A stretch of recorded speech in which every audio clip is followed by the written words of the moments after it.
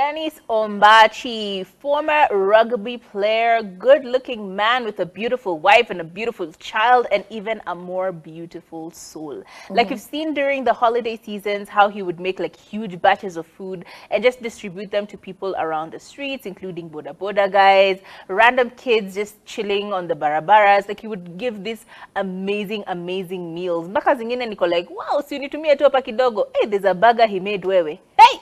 I'm just like, what a smashed burger. That's very delicious. It looked so good. Anyway, I digress. Now, he's a very huge content creator within our country now. He does a lot of cooking content, and he's actually very good at it, as I mentioned. But he often will tell us a few things about himself. I know initially he talked about his mental health and his struggles with mental health, and we were very empathetic and sympathetic about this story.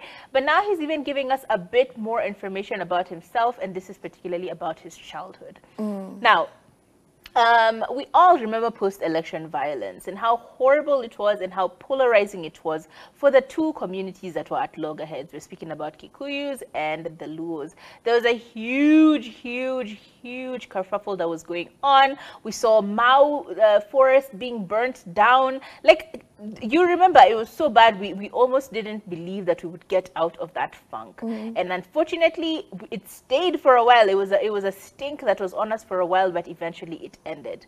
But there have been so many other issues after that, My Dress, My Choice, and all of these other, My Dress, My Choice, and even now the femicide that is going on within our country. There's always a creeping and cropping issue. And so in his attempt to unite us all, he takes us back to those days, and he says just before even post-election violence, his dad who was working and was an income earner in the household along with his mom got a forced resignation. Like, he was forced to resign, and he was told either you resign or it will be your head on a chopping board. And of course, this was because of the fact that it was a polarizing issue. The people who were working in that office were not of the same ethnicity and tribe as him, and therefore they were trying to get rid of them. As I said, tribalism has been a big issue in our country, and it still is an issue till now, but it's less pungent now than it was back then. And so, unfortunately, his dad lost his job, and they went from having a double income household to having a single income household, where the mom would be the one who's the breadwinner. She would work hard. She would take mitumba clothes and sell mitumba clothes. But apparently, unfortunately, even when they just started to stabilize, their lifestyle has been shrunk. They are no longer living that comfortable lifestyle that they used to live. And things are starting to look up again. Guess what happens? Post-election violence hit them again. And unfortunately, the mom could no longer go to work unless she was sure that she would be safe as she went to work to sell her clothes, right? And he says it was the kindness of a few friends of hers who would let her know by the, hey, leo ni kumoto, don't come. Or, hey, leo ni kuko sawa, we come. Like, these friends would help make sure that she's safe by letting her know if there's any problems that look like they're coming up, and then she would be able to like avoid that problem, save her life and her children, all of these things. But how sad is it to think that someone actually was stopped from earning a livelihood simply because they were of a particular tribe? It sounds like such a menial issue for you to hate someone on. You know, like, why would I hate you because you are Kikuyu or Meru or Embu or Kamba or, you know, Kisii? Why would I just naturally have that inclination to be like, I hate you because you are of this particular ethnicity or tribe? It's quite problematic, and we don't talk about it enough. We know we speak about racism a lot, but we don't talk about these issues like tribalism and even colorism a lot or enough for us to actually see that there is still an issue in the underbelly of our country. There's still problems there. In the metropolis, Askes are easy, but like when you go to those mashinani areas, hey, when you're told you can't date someone because they are Meru, hey, it's crazy. It's really crazy. I love this story, and I think the takeaway is what beautiful friendships that someone can actually protect you in this way. Like, someone can actually just, hey, what's up? Please don't show up because it's going to go down and it's not going to be good for you.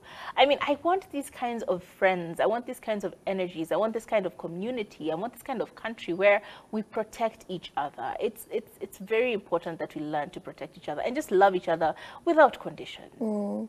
I feel like the people who grew up in the metropolitan area and people who grew up in estates didn't really feel the impact of post-election violence, yeah. and just the whole discrimination that went along with it. Because I remember we grew up in an estate. There, you know, there's nothing that was affecting us. We would see it in the news and be like, oh, that is so sad. But we were so desensitized from it. We were in such a bubble because we have never experienced this, you know, one-on-one. And until someone close to you experiences it, or you experience it yourself, you will always be in that bubble. You're like, it can't be that bad, you know. Until, you know, my cousins had to come and live with us for a hot minute because of just what was going on in their neighborhood. They're like, wow, this is actually true. Until, you know, people would leave things like papers, threatening letters outside our gate saying, anyone in your estate who is from this and this and this tribe has been marked, has been targeted.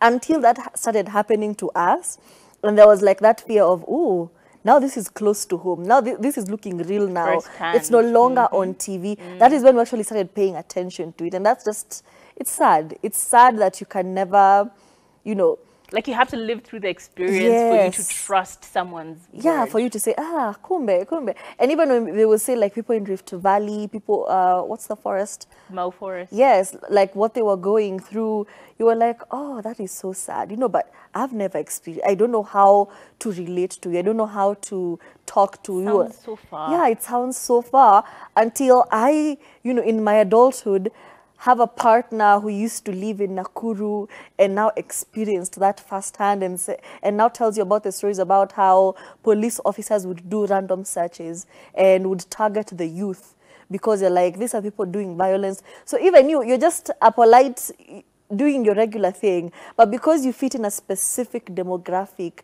you're a teenager between the 14 and 24, you're a target for police officers.